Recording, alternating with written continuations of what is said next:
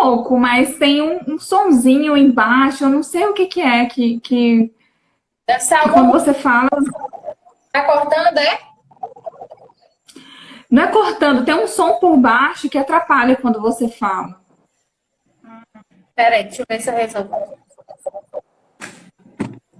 E agora? Ah, eu acho que resolveu. Se você puder falar um pouquinho, aí a gente vê se melhorou.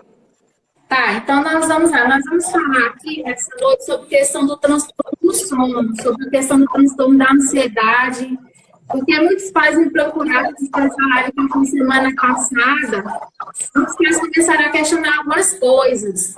Então, assim, eu vou te fazer alguns questionamentos, algumas perguntas que eu coloquei para as pessoas questionar, né, sobre a questão do transtorno do sono. Diz que ainda está um pouco ruim. Agora eu não sei como que eu vou melhorar o áudio. Como que eu faço, então? Peraí, deixa eu ver o que a gente pode fazer aqui para melhorar o áudio. Está ruim o áudio aqui já. Mas melhorou um pouco. Eu Dá acho para que entender. só melhorou para você. Agora o pessoal que está ouvindo, tem o pessoal que está reclamando, está ruim ainda.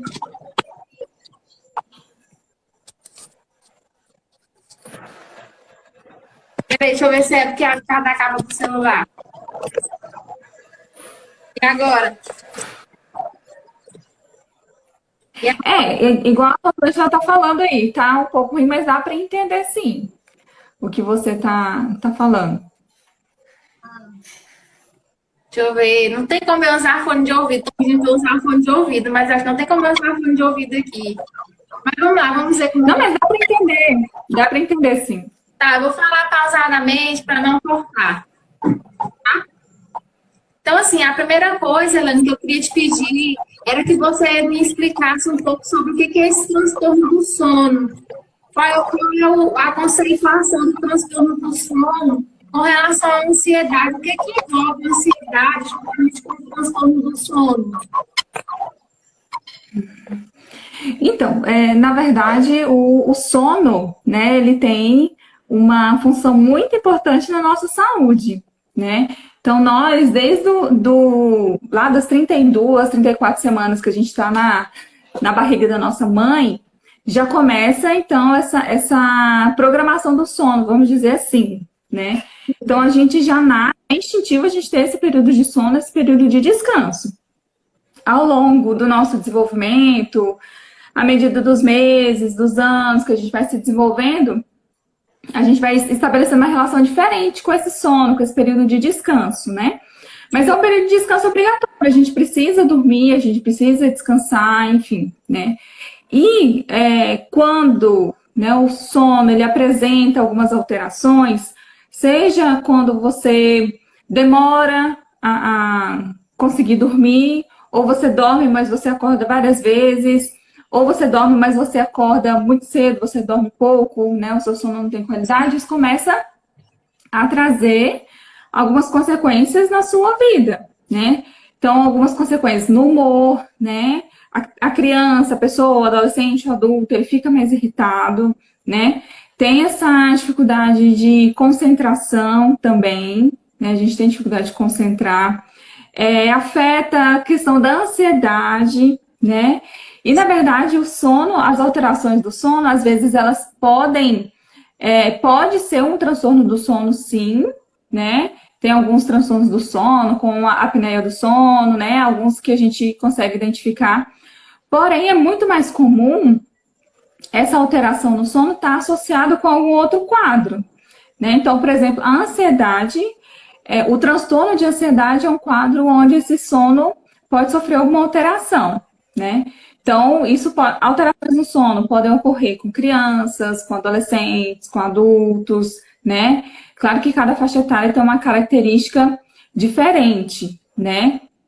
Então, aí, durante o nosso ciclo vital, a infância, adolescência, vida adulta, a gente pode passar por alguns momentos de alterações do sono, né? E só que a gente precisa, para a gente poder entender essa alteração, a gente precisa analisar o contexto inteiro, né? Então, quando é criança, a criança ainda está muito ali dentro desse contexto familiar, a gente precisa analisar o que está acontecendo ali naquela família, o que está acontecendo ali naquela rotina, né? Não é só o sono, né? Porque, por exemplo, igual assim, eu já trabalhei em creche. E assim, o que a gente às vezes observa muito, né? Às vezes as crianças chegam na creche, elas chegam assim, bem, digamos assim, meio revoltadas, né? Naquele momento. Assim, eu geralmente associo a questão da falta do dormir direito, né? Porque levantam muito cedo, dormem muito tarde. Até porque a gente está numa era muito digital, que as crianças estão muito ligadas com relação ao celular, ao computador, à televisão. Então, assim, querendo ou não, tem uma associação. Geralmente, o aluno, quando ele chega na escola pela manhã, ele tem ali o primeiro choro ali, aquela questão de não querer entrar. Às vezes eu não sei porque, às vezes pode ter uma má noite de sono, às vezes, né? Às vezes pode provocar isso daí. Então, a gente precisa entender que o sono, ele tem um papel, né, uma importância em cada etapa da vida, né? Então, por exemplo, o recém-nascido, né, quando ele nasce, ele é um bebê, todo mundo sabe que o bebê dorme muito, né? Então, ali nos primeiros meses, pelo menos ali nos primeiros 6 meses, ele vai ter mais ou menos 3, 4 horas ali de sono contínuo, com mais ou menos 1 hora, 2 horas ali de vigília, né? Que o bebê está acordado, ele volta a dormir, né? E isso durante as 24 horas. O bebê ele ainda não tem esse reloginho que a gente tem de dormir durante a noite e ficar acordado durante o dia, né? Ao longo dos meses que ele vai desenvolvendo isso. A partir dos 6 meses, o bebê ele começa a ter um período mais longo de sono. Só que ainda assim, durante a noite, ele acorda e volta a dormir. Isso é normal, isso já é o esperado, né? Algumas mães vão dizer aí, não, mas meu filho dorme a noite inteira, enfim. Claro que cada bebê tem uma história, um contexto diferente, mas isso que é o esperado, né? Então, a partir dos 6 meses, o bebê ele começa a ter um período um pouco maior de sono, só que durante o dia ele também precisa dormir. E aí a criança pequena, a partir dos meses, a partir de 1 ano, 2 anos, ela começa a conseguir dormir por um período maior durante a noite. Então, a criança pequena dorme muito mais do que nós adultos, né? À medida do tempo que a gente vai envelhecendo, a gente vai dormindo cada vez menos, na verdade, né? E aí a criança dorme e precisa ter um período de sono durante o dia. Então, a gente precisa entender que eles estão num momento de desenvolvimento diferente do nosso. Eles não podem acompanhar o nosso sono. Eles precisam dormir mais, precisam ter um momento de dormir durante o dia, precisa ter um horário para dormir, um horário para acordar durante a noite, né, também. E assim, tá me ouvindo ainda? Às vezes o áudio às vezes demora a chegar aqui. Assim, Elane, uma mãe me questionou, foi minha irmã que me questionou, porque assim, minha sobrinha ela tem muita dificuldade para dormir. Mas assim, desde quando ela nasceu, ela tem dificuldade para dormir. Aí eu falei até para minha irmã que eu ia fazer essa live. E o questionamento dela foi o seguinte: assim, quando ela me falou isso, eu falei assim, vai, tenta trabalhar com ela a questão da rotina, né? Às vezes pode ser uma falta de rotina, que a criança não tem aquela rotina. Por exemplo, temos ali a questão de ter um horário para dormir, da criança ter um momento ali dela ter um horário para acontecer as coisas. A gente sabe que quando a criança ela não tem rotina, é ruim para ela. Então, assim, ela não tem aquela coisa regular. Então, assim, a questão eu posso falar o nome dela aqui, porque ela é minha sobrinha. Então, assim, a mãe dela me pediu para eu fazer a pergunta para você da seguinte forma: o que ela faz? Porque ela tentou, a rotina não funcionou. O que ela pode estar fazendo para fazer com que a Esther consiga dormir? Porque a Estela é uma criança agitada, ela não tem, às vezes a mãe dela fica até meia-noite com ela, 1 hora da manhã, e ela acesa, ela não dorme até aquela hora. Uhum. Então, aí a gente precisa fazer uma análise, um diagnóstico do que está acontecendo, né? Que o não dormir, essa parte da noite, enfim, é só um pedaço do dia, um pedaço da rotina dela. A gente precisa entender como é que é a rotina, como é que é a rotina dos pais, né? Como é que é a questão da alimentação, né? Então, como você colocou, exposição a telas, a gente precisa analisar como que é o ambiente onde ela dorme, né? Que momento que ela dorme, como que ela dorme, né? Que atividades ela desempenha durante o dia. A gente precisa fazer uma avaliação de tudo isso para a gente entender o que está acontecendo. Porque às vezes a gente pode achar assim, por exemplo, você está falando assim que é desde de criança, né? Desde de bebê, né? Quase desde o nascimento. Tem 2 anos e uns 3 meses, eu acho que ela fez agora em fevereiro, 2 anos, ela está ali com uns 2 anos e 4 meses, mais ou menos. Uhum. E aí a gente precisa fazer essa anamnese, né? Que a gente fala, fazer todo esse histórico para ver o que está acontecendo, né? Ver a questão da alimentação, porque às vezes a alimentação mesmo ela pode dificultar, né? Então, como já tem muito tempo que ela não dorme, talvez realmente alguns autores colocam também que a questão da personalidade da criança também afeta um pouco isso. Você já está falando que ela é um pouco agitada, né? Isso, a gente precisa investigar isso. E aí fazer a higiene do sono, né? O que é a higiene do sono? Isso serve tanto para criança, quanto para adolescente, quanto para adulto, para nós, né? Então a gente precisa, como você mesmo colocou, precisa dessa rotina, né? Também, nós também precisamos, né, de um horário para dormir. Só que para criança a gente precisa ver um horário que, isso eu tô falando no geral, né? No caso dela, a gente precisa investigar mais a fundo, ver o que está acontecendo, fazer essa anamnese, né? Eu acho que seria interessante eu orientar ela a procurar algum especialista com relação a isso. Com certeza, se já é um quadro que já dura muito tempo, né? Se isso atrapalha no funcionamento dela, né? No relacionamento, se isso atrapalha no desempenho dela das atividades, e se isso já permanece de algum tempo, talvez seja válido sim procurar um médico, um pediatra, ou mesmo um psicólogo para poder fazer essa investigação mais a fundo, né? Porque às vezes até, como eu coloquei, né? Algumas questões biológicas, vamos dizer assim, podem estar presentes também, né? Então a gente precisa investigar para ver o que está acontecendo, já que ela já tentou fazer essa adequação da rotina e tudo, e não está dando certo, né? Acho que vale sim uma investigação mais a fundo desse quadro com um profissional. Acho que isso com certeza é importante. Aí tem uma outra mãe me perguntou o seguinte: como posso saber se minha filha tem transtorno do sono? Quais são assim as características de uma criança que ela tem esse tipo de transtorno, essa dificuldade para dormir? Então, essa criança, a gente precisa entender qual que é a faixa etária dela, né? Que, como eu falei, cada momento do desenvolvimento, principalmente infantil, né? Que em meses a criança já muda muito, né? Já está em outra fase, enfim, espera-se outros comportamentos dela, né? Então, a gente precisa entender qual é o horário, ou qual é a idade que ela tem. Essa né? é uma adolescente. Ah, tá. Então, adolescente já é outro cenário, né? Então, o adolescente, ele apresenta...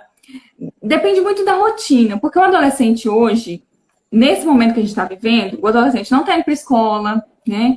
Então, o adolescente, muitas vezes, ele está sem horário de acordar, de dormir, né? Ele está sem uma rotina, se ele não estiver trabalhando, né? Então, o que ele faz? Às vezes, ele acorda muito tarde e dorme muito tarde. Ele fica lá madrugada inteira, fica até umas 3, 4 horas no celular, enfim. E dorme umas 3 horas, mas acorda lá para as 10 horas. Aí já deu o quê? 7 horas de sono. Isso não é insônia. Isso não é um transtorno do sono. Acontece que ele está dormindo muito tarde e acordando muito tarde, né? E precisa ver qual que é a rotina desse adolescente. Se esse adolescente ele está dormindo muito pouco, em questão de horas, né? Se ele dorme muito tarde, mas acorda de madrugada ou acorda muito cedo, se ele tem muita dificuldade para dormir também, ou se ele dorme e acorda muitas vezes durante o dia, durante a noite, né? E aí, no adolescente, essa dificuldade para dormir pode estar associada a algum outro quadro, né? Então, pode estar associada a um transtorno de ansiedade, alguma outra questão emocional, pode ser alguma coisa ali também do contexto familiar que esteja interferindo, né, nesse sono. E aí a gente precisa investigar melhor isso também, todo esse quadro, né? O sono em si, no adolescente, é mais um sintoma de alguma outra coisa que está acontecendo. aí precisa investigar também mais a fundo isso, né? Não sei se você vai concordar comigo, mas assim, a gente poderia até aqui dizer e orientar os pais com relação à questão da quantidade do excesso da internet, né, do celular com essas crianças e com esses adolescentes. Porque assim, nós, como você colocou, nós temos um relógio biológico, né? Nós temos que ter um horário, uma rotina na nossa vida. Como você colocou, nós como adultos, como nós não temos também um horário para dormir, nós também vamos ter dificuldade para dormir.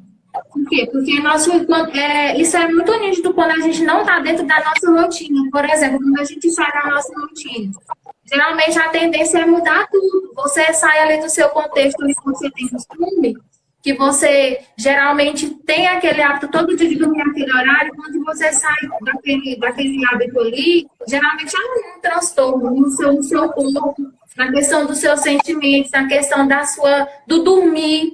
É igual tem pessoas que falam assim, quando eu saio da minha casa, que eu vou para a casa de alguém, eu tenho dificuldade para dormir. Por quê? Porque mudou o ambiente. Então, assim, da mesma forma, a questão desses adolescentes, dessas crianças, pelo fato de estar muito envolvido com o celular, com a televisão, com a questão do computador.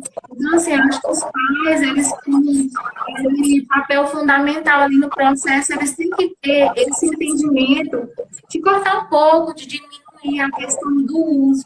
Eu acho que se a partir do momento que você diminuir o uso ali, cortar um pouco, às vezes você colocar de regular o sono, pode até ser que possa voltar ao normal, sem você procurar uma ajuda, uma secundária ajuda.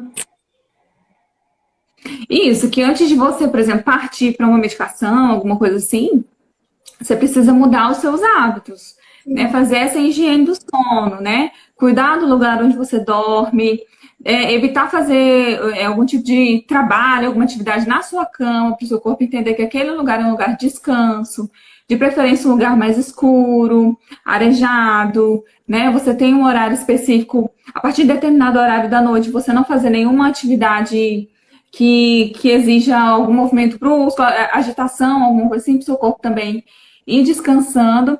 E a questão do notebook, do celular, é a questão das telas, né?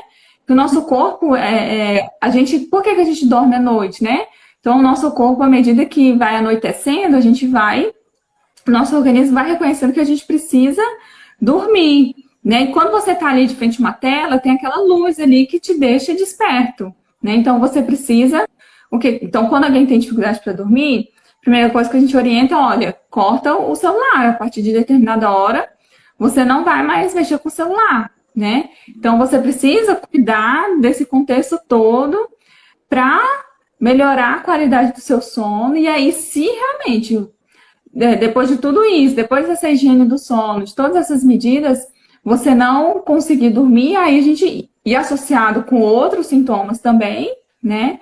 Aí sim, você precisa de uma avaliação profissional para poder estar lidando com isso. Até porque quando a gente não consegue dormir, como eu falei, né, gera uma série de consequências, dificuldade de concentração, humor irritado, né, também interfere na alimentação, né, também, e aí vai virando meio que uma bola de neve, né, então o nosso sono, a gente precisa cuidar do nosso sono para a gente ter uma boa qualidade de sono. Sim.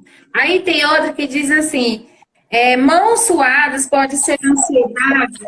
Aí, antes de você responder, eu queria que você diferenciasse para a gente, porque, na verdade, a ansiedade ela tem duas formas, né? A questão de quando você é ansioso para uma coisa boa, por exemplo, você vai viajar, às vezes você fica ali naquela ansiedade porque você vai viajar, então ali é uma ansiedade boa, digamos assim. E aquele outro tipo de ansiedade que possa gerar ali um transtorno com relação a algumas coisas. Por exemplo, tem pessoas que quando estão muito ansiosas com algum outro tipo de, digamos assim, um distúrbio da ansiedade, quando ela desenvolve isso, ela quer comer muito, sente muita fome. Às vezes tem pessoas que mexem muito a perna, tem a síndrome de estar mexendo a perna. Então, assim, a questão do suar a mão, ela é uma característica de quem tem ansiedade? Então, pode ser como não pode ser, como pode ser também alguma outra questão. Depende desse suar a mão, depende de que contexto e que momento que isso acontece, né? Mas, como você colocou, né? Então, a ansiedade, ela faz parte da nossa vida, de todo mundo. Né? Em algum momento a gente se sente ansioso, eu tô ansioso para chegar logo o dia da viagem, né? Tô ansioso para que meu amigo chegue logo. Nossa, será que isso vai dar certo? Tô ansioso para isso. Enfim, isso é normal, né?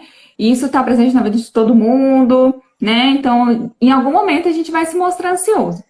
A questão é que existe a ansiedade normal e existem os transtornos de ansiedade, que é quando essa ansiedade ela passa a atrapalhar a nossa vida diária, a nossa rotina, nos impede de fazer alguma coisa.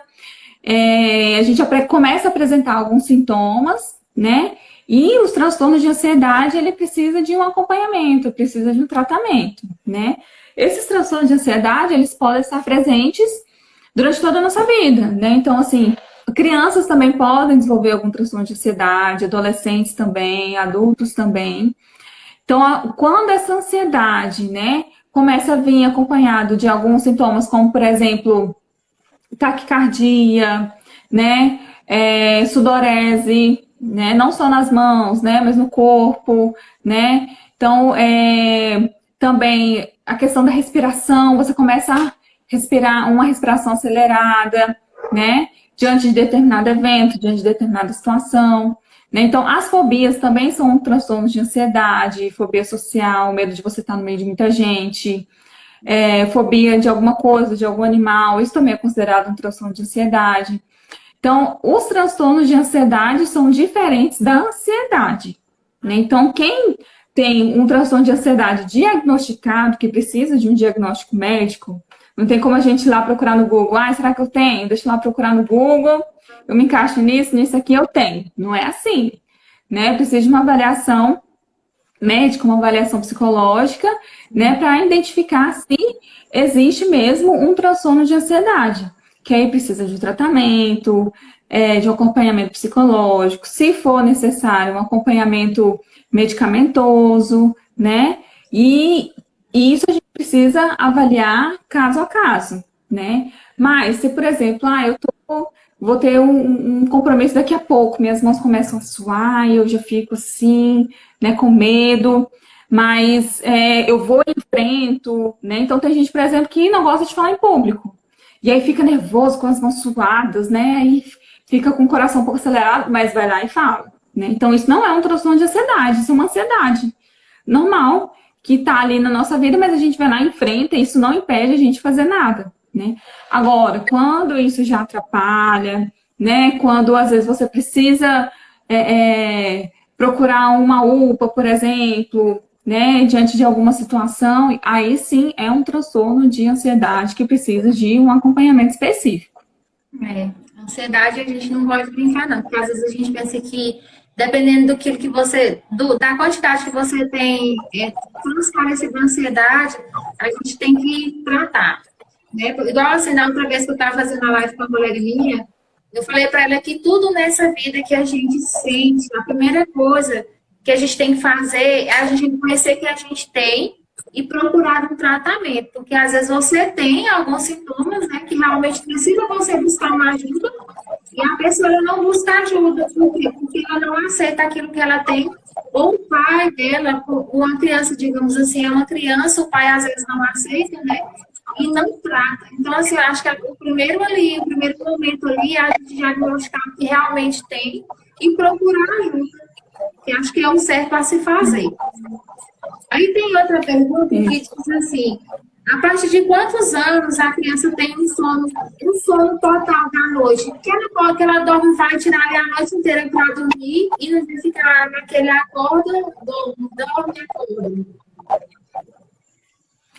Então, né, as mães, os pais já ficam ansiosos para que a criança durma logo a noite inteira, né, para que os pais possam dormir também a noite inteira, apesar de que os pais sempre estão ali atentos, né, principalmente a mãe ali fica de prontidão.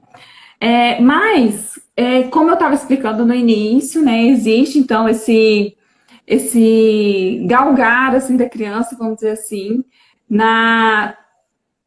no ajuste do sono dela, né? Então, ali nos primeiros anos, 1, 2 anos, a criança ela ainda acorda à noite. Então, tem crianças que dormem a noite inteira já, mas muitas ainda acordam durante a noite, né? Precisam de um sono durante o dia. Então, mais ou menos a partir dos 4, 5 anos é que a gente já espera que a criança durma a noite inteira e de que ela não precise necessariamente de um sono durante o dia. Então, seria ali mais ou menos a partir dos 4, 5 anos que se espera que essa criança durma a noite inteira e já é um sono um pouquinho mais longo. Não é o mesmo sono que a gente tem, ela precisa de um tempinho a mais para dormir. Então, a criança um pouco mais velha, né, criança lá para os 8, 9, 10 anos, ela já vai ajustando o sono dela aí às 8 horas de sono. Mas a criança mais nova, ela precisa de horas a mais de sono para poder descansar. Enfim, tem alguns hormônios, né, que são liberados durante o sono, hormônios do crescimento, enfim, que a gente precisa. A criança precisa disso. Aí, a partir lá do início da adolescência, ali, final da infância, que essa criança, esse adolescente vai se adequando, então, a esse sono adulto, vamos dizer assim, que seria essas 8 horas diárias, né? E como eu falei, à medida que a gente vai envelhecendo, a gente vai dormindo cada vez menos, né? Em 8 horas, 7 horas, idosos dormem bem menos também. É muito comum o idoso ter dificuldade para dormir, né? Então, no fim da vida, vamos dizer assim, né? A gente vai dormindo cada vez menos, vai ficando mais tempo desperto. Ah, então os pais têm que sofrer até os 4 anos com a criança acordando durante a noite inteira.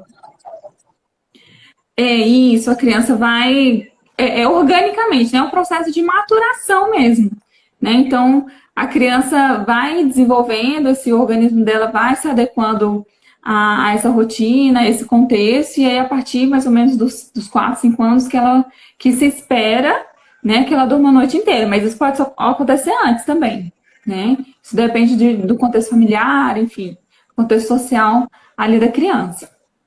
Aí tem outra pergunta que diz assim: a alimentação pode contribuir para a falta de sono? Com certeza, a alimentação contribui demais. Na verdade, a alimentação contribui em tudo, né? A alimentação contribui e atrapalha, né?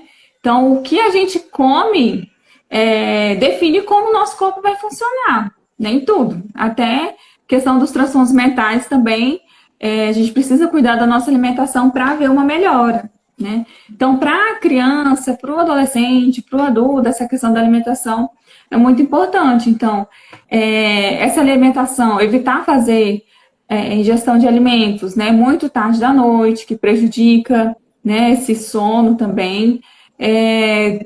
Às vezes, a falta de sono pode ser associada a alguns alimentos, né? Então, por exemplo, a cafeína, que é muito claro, todo mundo já sabe, né? Que a cafeína, ela atrapalha no sono, né? Então, comidas muito pesadas que exigem que o nosso corpo faça o processo de digestão também. Então, a gente precisa... a última refeição precisa ser de 2 a 3 horas antes de dormir, né? E também se indica que sejam refeições mais leves durante a noite, não refeições tão pesadas, para não prejudicar o sono, né? E isso vale para todo mundo, né? Para criança, para adolescente, para adulto. A gente precisa ter cuidado com a nossa alimentação. E a gente precisa ter cuidado com a nossa alimentação em relação a tudo também, ao nosso humor, né? O funcionamento dos nossos órgãos, da nossa pele. A alimentação é fundamental. E também a questão do fazer atividade física, né? Que também o que a gente vai fazer na atividade física vai ajudando tanto na questão do nosso sono, quanto também no controle da ansiedade. Igual, quando eu orientei a minha irmã a questão da rotina, eu até falei para ela, olha, se a rotina não der certo, procura a questão da atividade física, procura tipo assim, use de todos os meios que você puder. Se um não dá certo, tenta outro. Então, assim, que a gente não pode deixar, faça até esgotar os seus artifícios, os artifícios que você tem. Aí ela falou assim, não, mas aqui ela é muito imperativo, então coloca ela para nadar, compra uma bola, brinca com ela, cansa ela, porque tem crianças que você tem que cansar ela. Às vezes é igual uma criança quando ela quer alguma coisa do pai, ela consegue porque ela cansa o pai. De tanto ela pedir, ela cansa. E a criança, da mesma forma, a gente tem que cansar essa criança com atividade física, com colocar a criança para queimar caloria, porque quando a criança vai queimar caloria, ela chega em um momento da noite que ela está cansada, ela precisa dormir. Na hora o corpo dela vai pedir. Então, assim, é interessante que ela também, né, procure outros meios, não só ela, como todos os pais possam procurar outros meios, como uma adaptação, como colocar também a criança para fazer uma corrida ali, para brincar de bola. E nós também, adultos, a gente procurar ali fazer uma atividade física para poder estar ajudando a gente na questão do sono, na questão da ansiedade. Porque é tão difícil você ter esse tipo de transtorno, é tão ruim você deitar na sua cama e você não conseguir dormir, é muito ruim você ficar rolando de um lado para o outro, de um lado para o outro, sem ter sono para dormir. Eu mesmo não consigo deitar e ficar rolando na cama, é muito ruim, a sensação é muito ruim. Eu prefiro, às vezes, ficar acordada quando eu não consigo dormir do que eu ficar rolando na cama. Eu não sei se você concorda comigo nessa parte. Então, a orientação é você ir dormir, deitar quando o seu corpo estiver pedindo mesmo, né? Então, por quê? Às vezes a pessoa, por exemplo, vai pra cama, não, vou pra cama cedo hoje, tô sem sono, mas vou deitar. Aí deita, aí pega no celular, aí não, deixa eu mexer no notebook, aí mexe no notebook, vai fazer alguma outra coisa, então assim, não. E aí o corpo não entende que aquele ambiente ali é um ambiente de descanso, né? Então, a orientação é realmente essa, de você ir deitar quando você estiver com sono. E aí, se você quer mudar o seu horário de dormir, eu durmo muito tarde, né? Eu quero dormir mais cedo.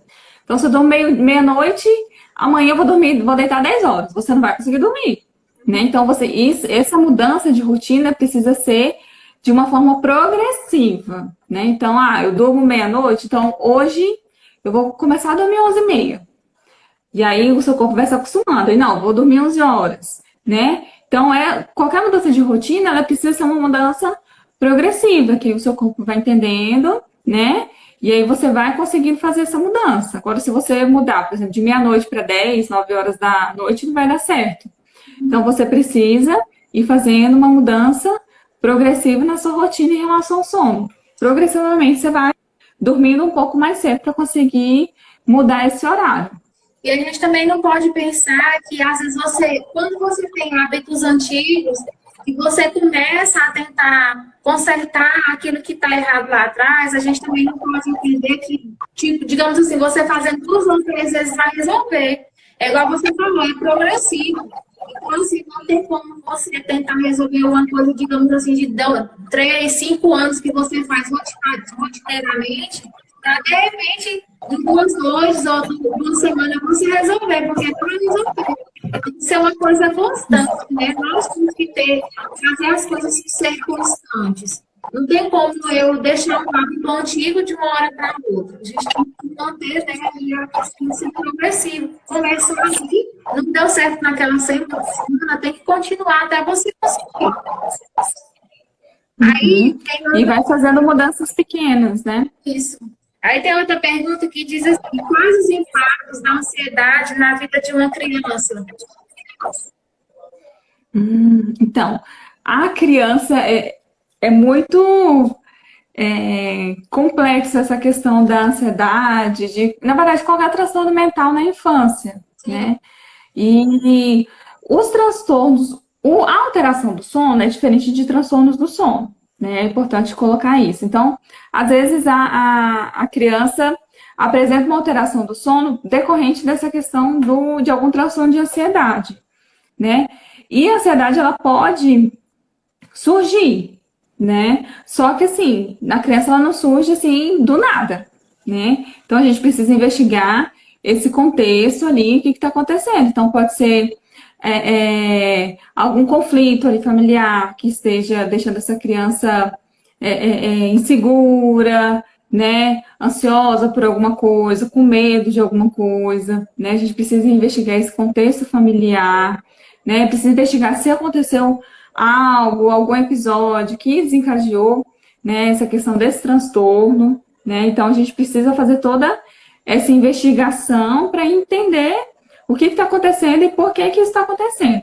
Então, a criança com transtorno de ansiedade, isso vai aparecer lá na escola, né? Então, para a criança, a escola é um dos principais ambientes de socialização, né? Onde todos esses sintomas vão ali aparecer, né? No convívio com outras crianças, no convívio com professores, enfim.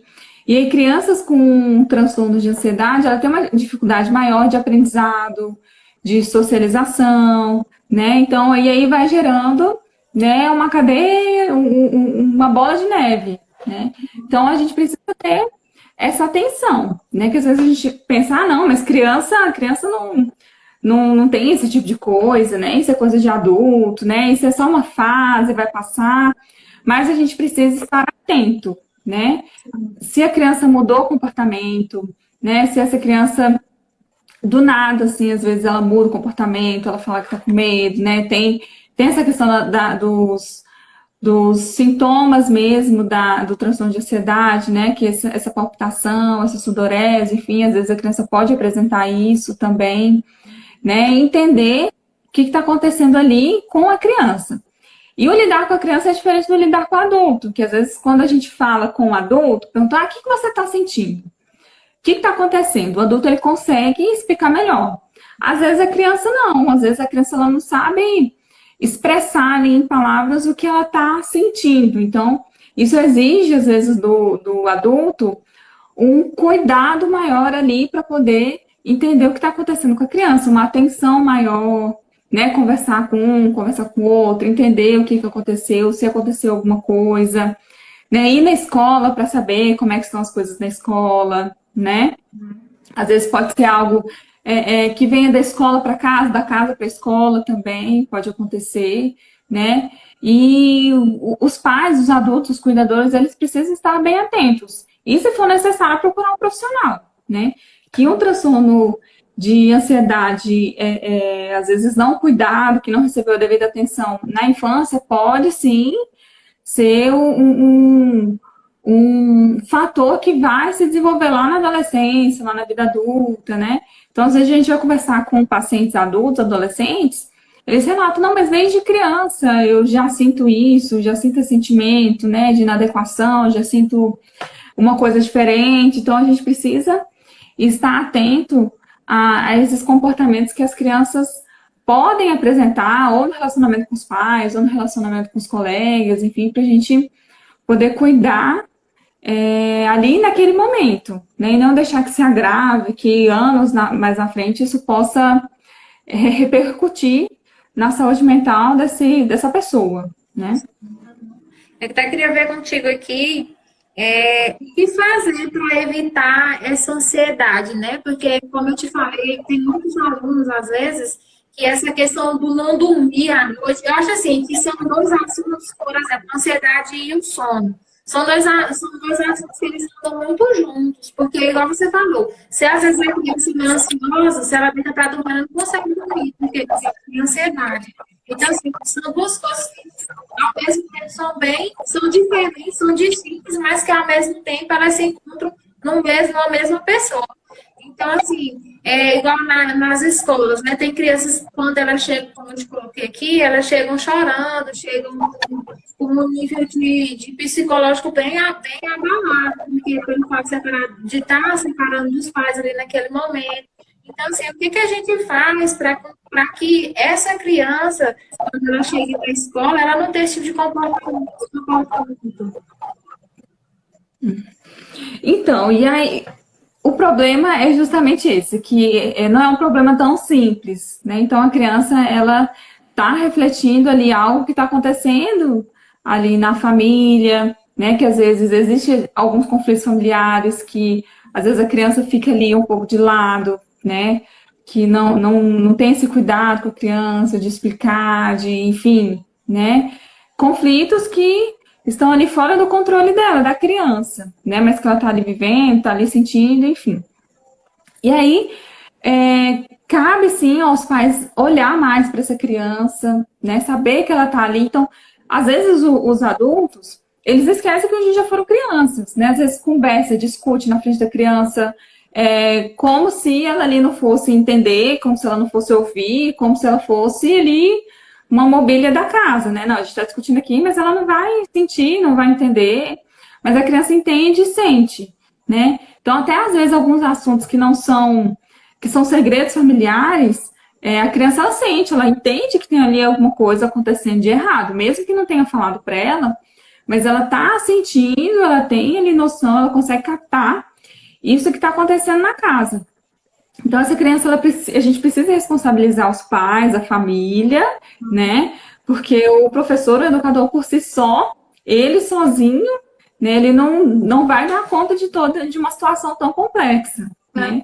Mas a criança, é importante que ela se sinta, assim, acolhida, escutar a criança, tentar entender ali o que está acontecendo, né? Às vezes, se for necessário, orientar os pais, né? Dar essa notícia de como a criança está na escola, né? Que muitos pais são totalmente alheios, né? Como a criança está se comportando, como que ela está lá na sala, né? Como que ela está demonstrando tudo isso que está acontecendo em casa, né? Que a criança ela não consegue disfarçar quando alguma coisa não está bem, né? E assim, e aí precisa dessa responsabilização. Para você ver o tanto que isso daí tem peso, na verdade, né, na vida da criança, que quando a criança ela chega assim, o professor ele passa ali mais ou menos 1 hora tentando acalmar essa criança.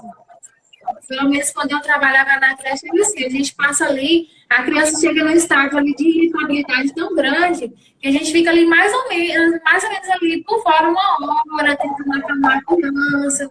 Tem crianças que ficam do lado de fora da sala, não querem entrar na sala de aula.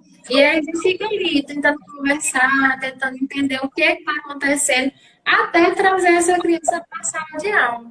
Então, assim, a motivação maior dessa live aqui, mas é para a gente estar trazendo esse conhecimento para os pais, para quem, na verdade, lidar diretamente com a criança. Eu não digo assim somente para os pais, porque hoje nós temos uma diversidade familiar muito grande.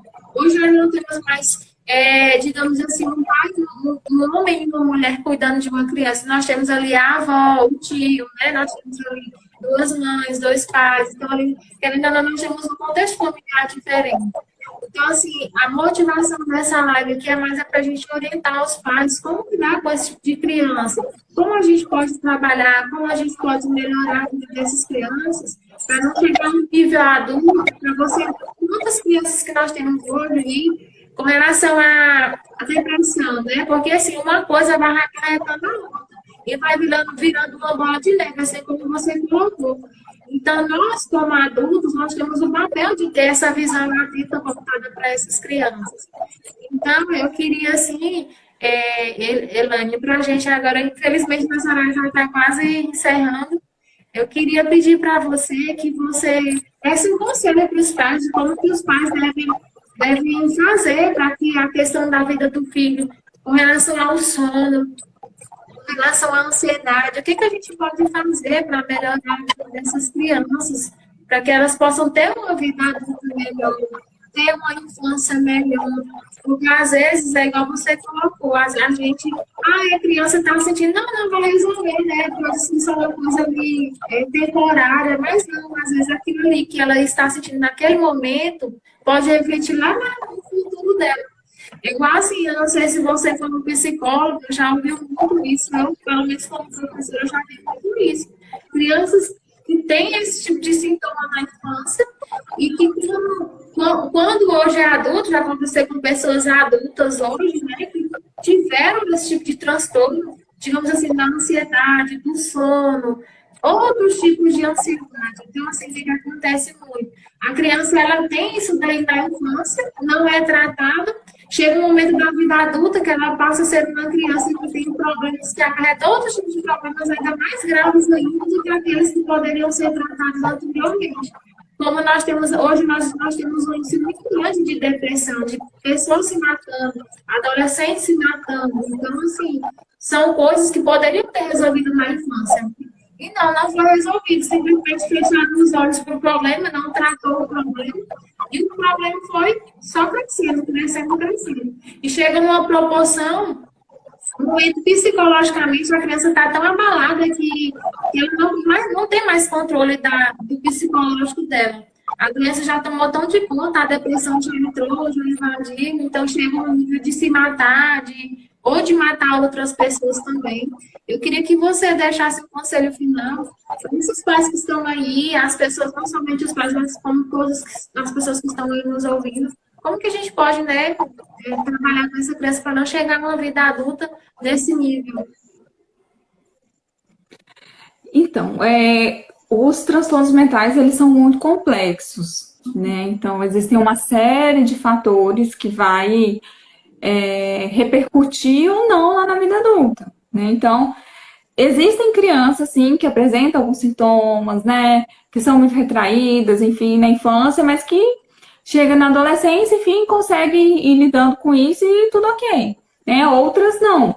Então, assim, tem uma série de fatores que vão influenciar nesse desenvolvimento desses transtornos. Então, são fatores genéticos, né? Então, por exemplo, nas pesquisas a gente observa principalmente a mãe, né? Se a mãe tem algum transtorno mental, isso influencia muito, né, na saúde mental da criança, né? Então, se é uma criança que ela vive privações, ela vive um contexto muito instável, né? Um contexto familiar muito instável também, isso vai prejudicar, né? Se ela não tem essa base familiar, esse suporte familiar, né?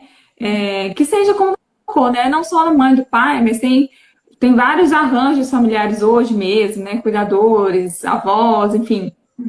Então, ela precisa ter esse suporte familiar.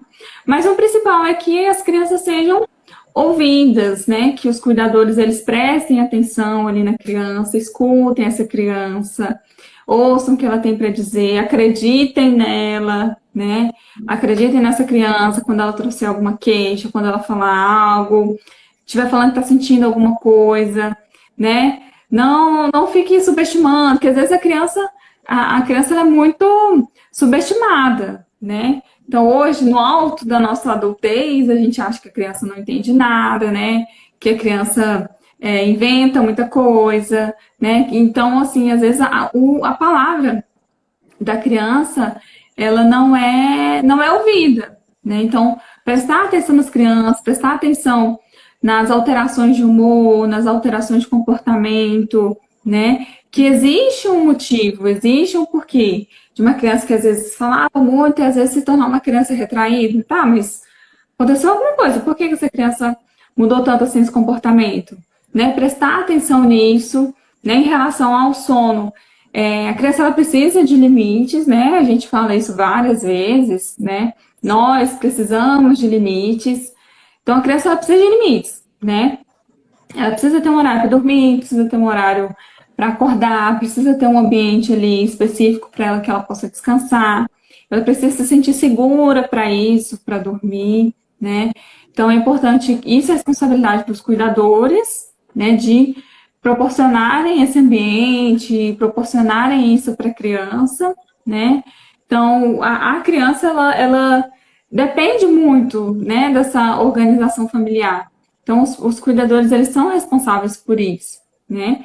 E proporcionar, então, esse ambiente para que essa criança possa se sentir segura para crescer, se desenvolver, né? Que ela possa ter uma infância, uma adolescência, onde ela se sinta ali acolhida e ouvida, né? Mas lembrando que tem diversos outros fatores também que vão contribuir para o desenvolvimento ou não de transtornos mentais, né? Também não é tão simples falar só que a responsabilidade é toda da família, não.